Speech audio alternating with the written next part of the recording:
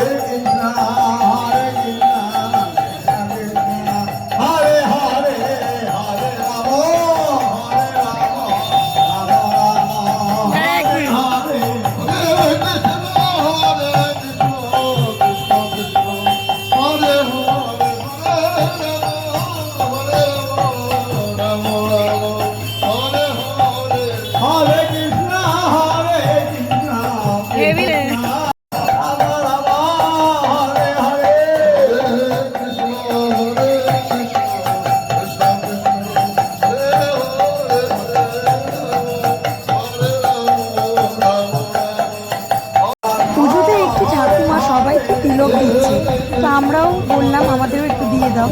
তো আমাদের খুব ভালো লাগলো। তীর্থস্থানে আসতে কার না ভালো লাগে বলো। একটু ঠাকুরের গান করতে করতে মজা করলাম, বেশ ভালো লাগলো মনটা। তারপর প্রসাদ নিয়ে আমরা বাড়ি চলে গেলাম।